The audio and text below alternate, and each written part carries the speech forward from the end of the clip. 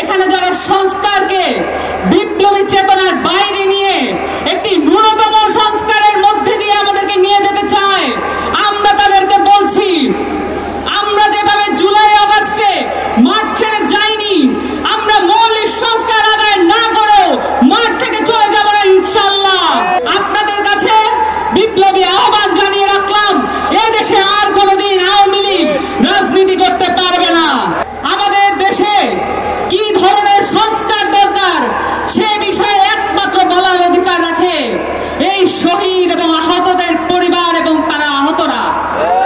আমরা আজকে তাদেরকে সামনে নিয়ে বলতে চাই, আমরা এখানে বিচারের আগে, সংস্কারের আগে কোনো নির্বাচন হতে দেব না। সংগ্রামী সাথী ও জনতা, আপনারা সকলে প্রত্যক্ষ করেছেন 2008 সালের পিলখানা হত্যাকাণ্ডের মধ্য দিয়ে, 2013 সালের শাপলা হত্যাকাণ্ডের মধ্য দিয়ে, 2018 কোটা সংস্কার আন্দোলনে ছাত্রদের দমন পীড়নের মধ্য দিয়ে, নিরাপদ সড়ক আন্দোলনের সময় আমাদের কচি যেই বাচ্চারা আছে, আমাদের যেই ছাত্ররা আছে, তাদেরকে নিপীড়নের মধ্য দিয়ে